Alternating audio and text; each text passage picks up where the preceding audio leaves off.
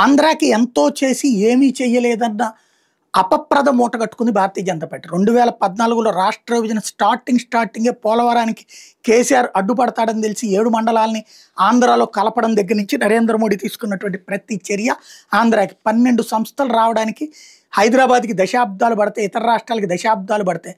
మన దగ్గర ఫస్ట్ 5 ఏళ్లలోనే ఇచ్చి పడేశారు. క్లాసులు కూడా బిగిన్ చేసేసారు. ఆ తర్వాత కన్స్ట్రక్షన్ జరిగిన ఎయిమ్స్ లాంటిది కూడా చూసాం మనకి.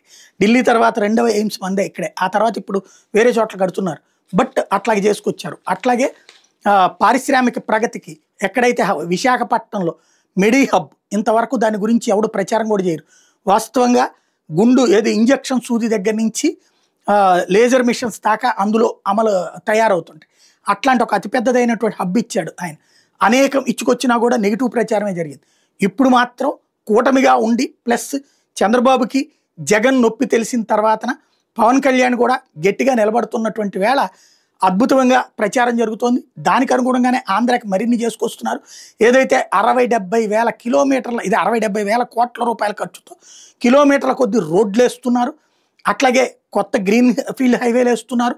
ఇవే కాకుండా R&B రోడ్లను కూడా జాతీయ రహదారుల కింద మారుస్తున్నారు. అమరావతికి అప్పులు ఇప్పించారు. అట్లాగే ఇప్పుడు ఏది నగర వనాల దగ్గర నుంచి మనకి హాస్పిటళ్ళు PPP కింద ఇప్పుడు వీళ్ళు మారుస్తున్నారు. కానీ అవి ఇవ్వడం దగ్గర దాకా అనేకం చేసుకొచ్చారు. మోడీ ఇప్పుడు ఇవాళ వచ్చినటువంటి గూగుల్కి సంబంధించింది కావచ్చు, అది కూడా స్వయంగా మోడీ. అందుకని సుందర్ పిచాయ్ మాట్లాడింది చంద్రబాబుతో కాదు, మోడీతో. అట్లాగే అశ్విని వైష్ణవ్, నిర్మలా సీతారామన్ కూర్చోబెట్టింది మీటింగ్ ఆ స్టేజ్ మీద. అందుకే కారణం. తద్వారా వీళ్ళు కష్టపడ్డారు, no doubt at all. But అక్కడ అప్రూవ్ చేయాల్సింది వాళ్ళు. జాతీయ అంటే అంతర్జాతీయ సంస్థలు ఇండియాలో ఎక్కడ పెట్టాలన్నా సరే అది అనుమతించాల్సింది, దానికి తగిన ప్రోత్సాహకాలు ఇవ్వాల్సింది మోడీ సర్కార్. అట్లాగే త్వరలో మిట్టల్ స్టీల్ ప్లాంట్ వచ్చేది. కానీ ఇదంతా కూడా కేంద్ర ప్రభుత్వం చొరవగా చేస్తుంది. మోడీ సర్కార్ ఆంధ్రాని శతవిధాల అభివృద్ధి చేసి తీరాలన్నటువంటి కసితో ఉంది.